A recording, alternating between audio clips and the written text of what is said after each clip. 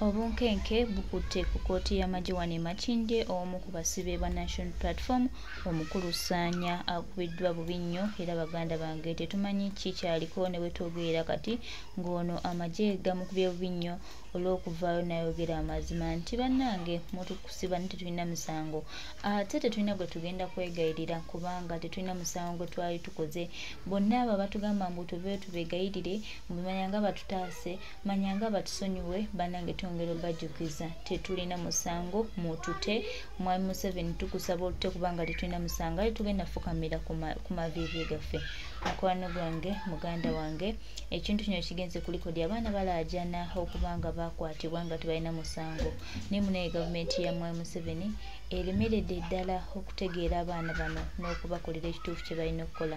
Tumanyi bulungi nti ebintu ebimu bituukawo ebintu ebimu bikolebwa naye abantu abatalina musango tutala lwaki baba tebayimbulwa era twebuuza ebibuuzo bingi lwaki abantu bano mwami Museveni abatayimbula abantu bano abatalina kye baakola. Baganda bange mikwano gyange nyongera bajjukiza n'okubategeeza nti byonna mwami Museveni agenda mu maaso n'obbikola ne byonna agenda kubyejjusa time egenda tuuka mwami Museveni nga byali mukola ate munaye naye abejjusa kubanga kino kyakola Museveni n'abalamuzi ba kooti kimenya mateeka kooti zonna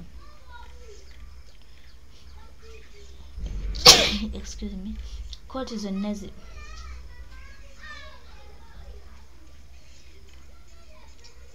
kooti zonna azigjeeko ekitiibwa kyazo kooti zonna azigjeeko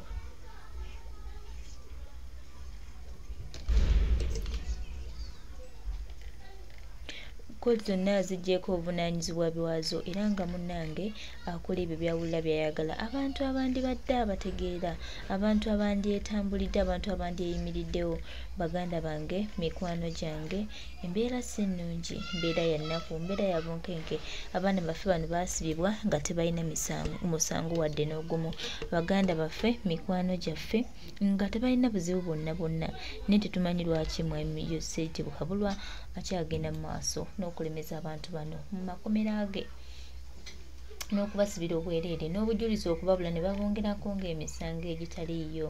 Bannange tetumanyi naye mukama ono gwe tusinza atukulembedde one time era mukama we mwennyini ajja tukulembera mukama we mwennyini ajja tubeererawo mukama we mwennyini ajja tulaga ekitangaala era omukama we mwennyini ajja kuba ekkubo ajja kubeera ekisumuluzo ajja kubeera ekitambiro era ajja tutwala mu maaso. Bingi bituukawo bingi bituleetera okutya bingi bituyisa mu bulumi bingi bituleetera okugamba bannaye tuyimuke tulwane tubenga tutereza eggwanga naye one time tujja funa eddembe ly'eggwanga lyaffe. Baganda baffe bano bemulaba tebalina musango tebalina buzibu bwe baali bakoze n'olwokuba nti baagala eggwanga lyabwe kibabeeza mu kkomera emyaka 3 nga kati era kooti ekyali mu kwebuzaabuza kibi nnyo. Tubeere munnyo mwana boyi emyaka 3 nga abaana basiba bya kidongo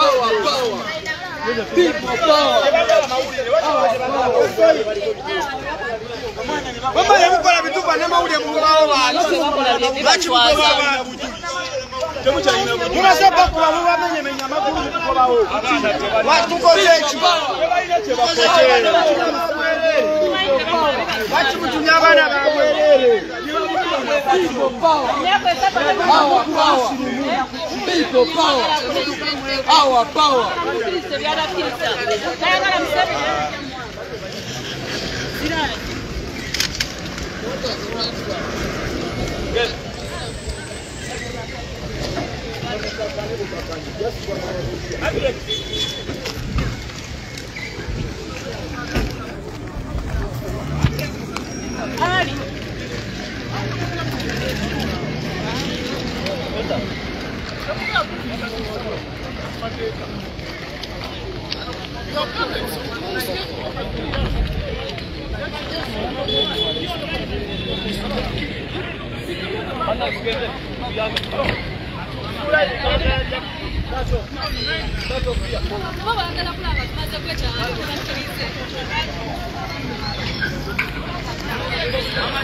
Omwo mwe batwalidde Sanya akamotoka kemulaba kwe bali mu kutwalira mu Sanya.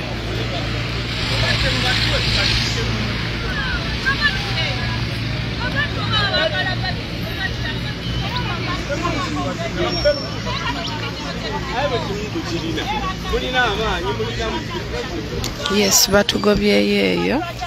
batugobyeyo era abaana babakubye nnyo. Yes, tuli wano ku kooti.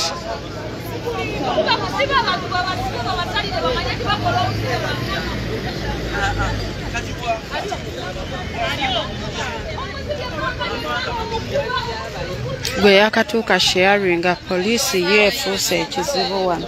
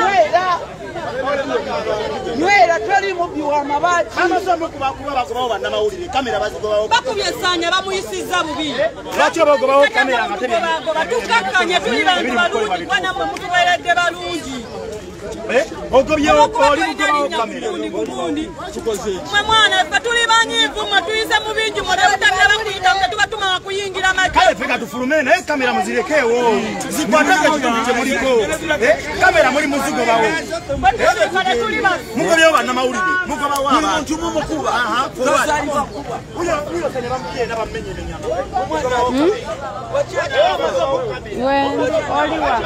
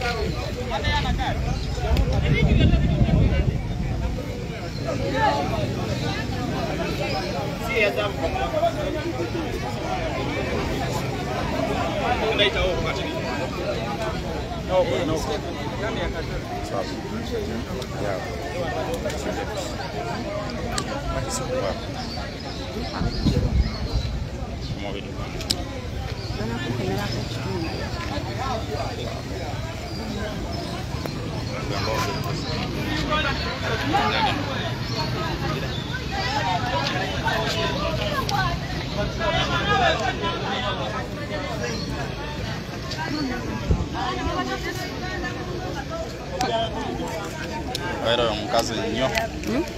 Omukazi nnyo. Osobola tekibuuzi. Loku yacha. Loku.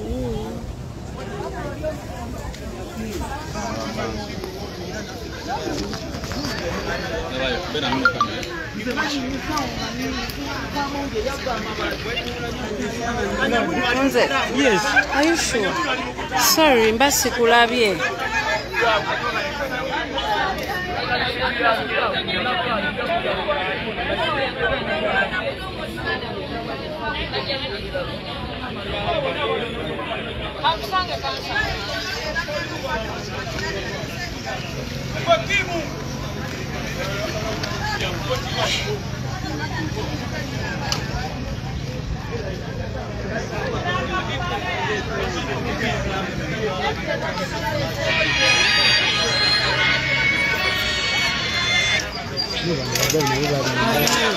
Kabasalidde.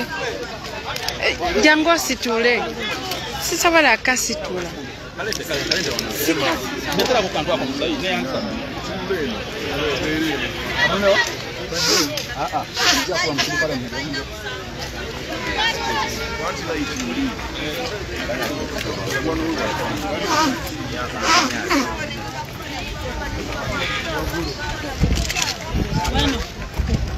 Wote. Yaoni hapa.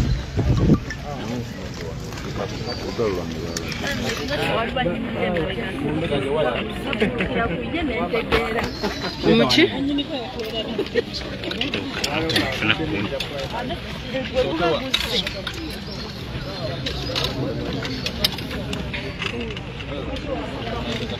Kutama wansi msoga.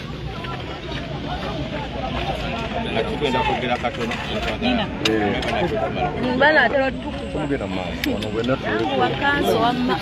Ngenda kugera katono mu Buganda, katala agenda kugera mu Luzungu. Then rope byonna ajja byoke. Amanyino no Sokatana tamanyizo.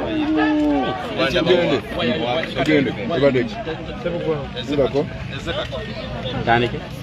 Kai, tandike ndo. Yes. Nani?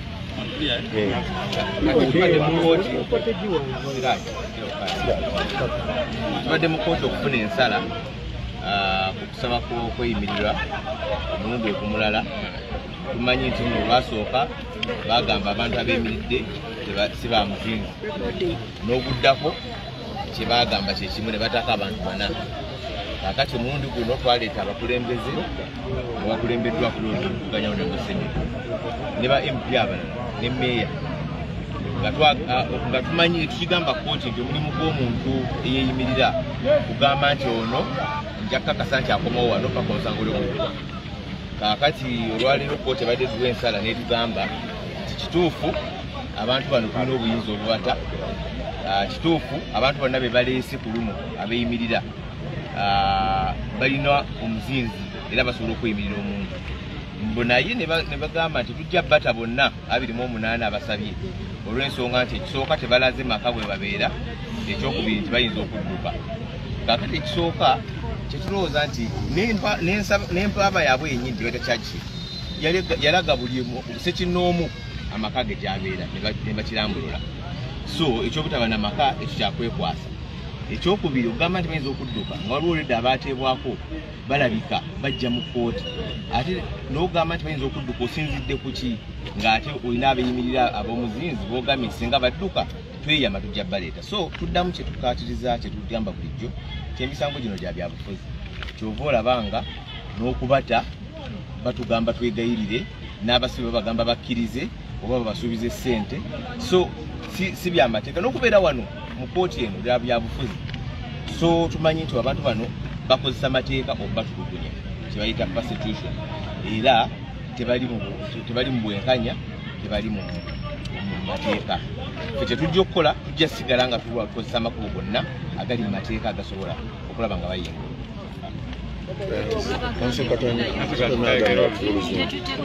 Addawo obadde oyimiridde kubanga olw'omusana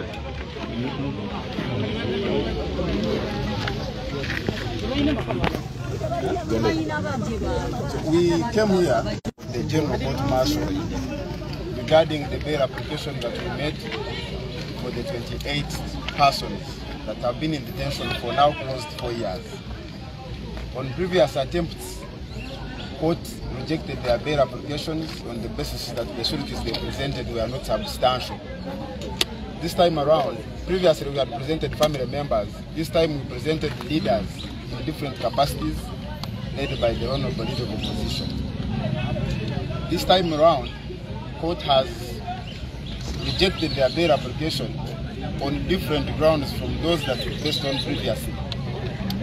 Grounds that we consider to be flimsy. One is that these persons have no fixed places of abode. Yet the charge sheet that the court is relying on to try these persons clearly indicates their places of abode.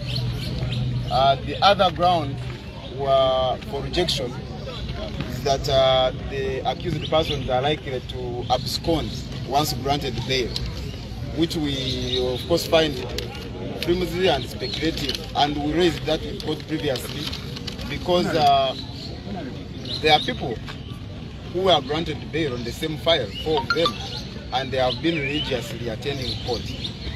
And these people have presented sureties whom court has found substantial. So we find it very unfair that yet again court has found a flimsy excuse for denying these people bail and continuing to hold them in But if you judge from what the accused persons mentioned in court, which we even raised previously, that there have been attempts and maneuvers by actors in security service to ask these people to confess to the crime that they never committed, and even with other suggestions that they should allow to testify against the leaders of the party, including the party president, that they can be released. They were even given money, proposals for money. And I think the public has been seeing maneuvers in the media from one of the ministers also making similar proposals that these people should negotiate for their release, which is outside the established rules of how these matters are conducted. So we maintain what we have always stated, that charges and their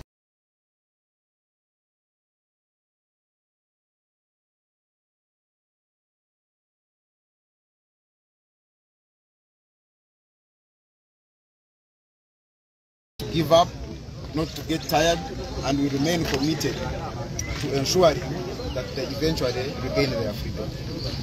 Thank you, Council. Okay. Local Uganda. Okay. Sika mwe mwe wakati ona ni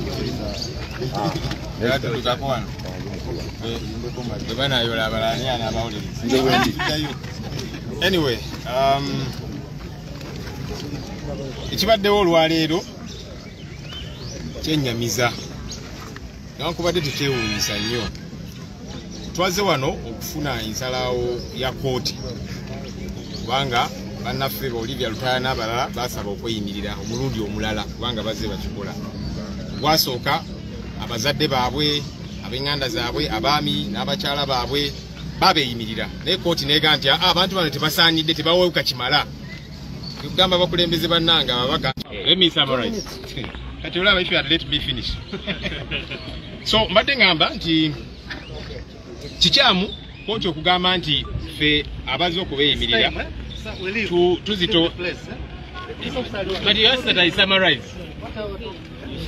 So nti ffe tuzitowa ekimala, naye ate oganyo omusango guno gwa byabufuzi nga bwe tuzze tugamba kubanga mulire eri baminisita bani bagamba nti kakati abantu bano tuteese ne gavumenti naki batubuliddeko nti waliwo ofiisi omu w'amagye era abadde mu kooti bamuyita Nakwesi abadde abatuukirira eyo makomera kakati mukirize omusango guno bajja bawa miliyoni 2 buli omu bajja mu birala kikulaga nti bagezaako okukola ekisoboka kyonna okulumiriza abantu bano ku bisango bye batakola era nabo bagambye bano abasibe nti tugenda kukkiriza misango gino kubanga tetwazza musango gwonna balaze obutali mumativu ate bazze kubakuba migo mizibu nnyo ate nga n'abakuba be bamu kwabo batuukirira nti mukkirize emisango gino kyetutakkiriziganya nakyo emiranga egibadde mu kooti munda omwo bakubye abasibe Sanya n'abalala kubanga babadde babuuza omulamuzi nti naye kakati lwaki speed emyaka gibadde 3 tegitandikanga lwaki temututaka kaluka kooti bamugwiridde ne bamukuba bibatuuni naki babiri bafentinze kwegamba olabira ddala nti bakozesa amaanyi agateetaagisa ku bantu bano wowe ogamba nti olina obujulizi obubalumiriza lwaki omusango tegutandika. We came to court today to receive a bail ruling for Olivia Lutaya and several others who were locked up on politically motivated charges. Previously, they applied for bail and court rejected. Their parents, their spouses saying they're not substantial sureties. I spoke to my colleague members of parliament saying let's stand surety for these people and we see if court will say that we are also not substantial sureties enough. Court today said that as MPs we are substantial sureties, but still that these people might disappear and that kind of thing. But why then do you not release these people on bail? So clearly all of this is politically motivated. That's why you hear some ministers trying to negotiate, saying let them accept and so on. There's an officer, UPDF officer called Nakwesi, who has been approaching them saying accept that you committed these offences, you'll be given 200 million shillings, houses and so on, land, and they're saying no because they did not commit this offence. 60. If you're saying there's some evidence, why haven't you availed it 3+ years? Why don't you avail this evidence if it does exist at all? Clearly this is political persecution and will not stop until these people are free. On the beating, yes, people were beaten because they were asking the general court martial, why don't you release us on bail? Beat them up with batons, some have fainted, and you're thinking, why all this excessive force? It's not called for, but it's because all of this is politically motivated. Thank you.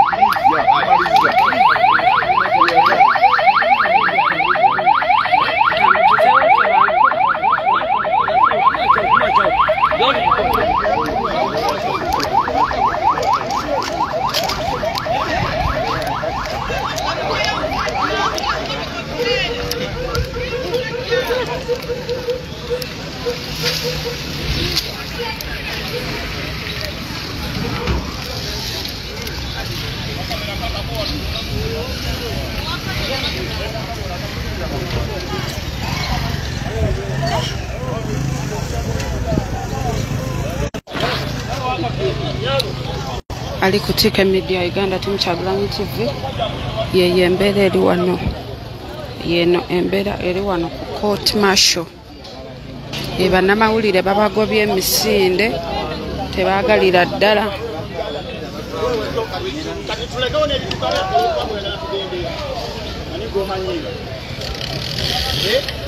mutugobye munda ate ne wabweru mwagala mutugobeyo kuki kamera bazigobyeyo Sanya bamukubye era bamuguluza amagulu yatani bamuganza bonna babakutudde kutudde amagulu babakubye tebagala mu kamera nemo mu ndomo balowooza ko tuli basibu bazza musango ki kisana na kutambuza bigere okuva wano mpaka mu kibuga kuba mwana wa munonga kuba omubinga twina tukoye Museveni kozira muchayo kanya kumula muchayi kenya genda kulanga musebo naye unapogenda okwechama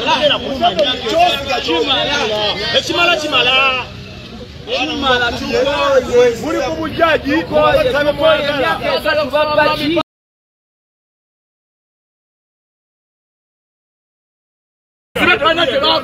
Kwabakwata mubakubi emigo ate kisoka muswana basiramu ze kinewunyisa mutabaganda bafo babalamu babaku bonna tubagala bino bintu byaddala mwana mutabaana mutemuyina temubasiba kyebakola kano kagenjera baganda bafo abakwate mundu abasirikale Museveni talina kiwuma nti mwena yababiika mwena muyina entegeera bana mwetegerere muyina mundu naye buli omu alina omutwebwe oda zaki newe bambagoluma mukama waayo kubere munamwe mututase bino bintu byaddala bate baganda baffe mwana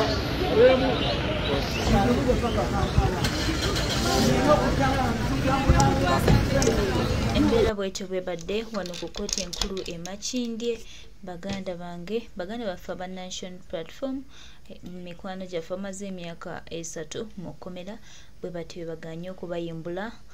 Kooti obujulizi bugibuze batandise kwekwasa bintu bitaliiyo mbwera mbusimanyanga tebalina bifo bya permanent babeera era tebayinza bata kubanga bekengera okudduka mu ggwanga. Byebyo kooti byewadde naye nga twongera obajjukiza n'okubategeeza nti Mukama Katonda ono one time ajja tuwulira, one time Uganda yaffe ejja kununula, one time bino ebikolebwa Mwami Museveni awamu n'akabinja ke twongera obajjukiza nti bijja kufuuka lufumu mu ggwanga lyaffe. Era twongera okutegeeza eggwanga lino Kyagulanyi Ssentamu Robert Bobi Wine nga pulezidenti w'eggwanga bingi bituukawo n'ate era bingi bijja kukyuka, bingi tubiraba, bingi tubimanyi, bingi tubiraba, naye Mukama Katonda ono ng'ali wamu naffe tujja kutufuna eggwanga eddungi lye tunenyumirizaamu nga bannansi.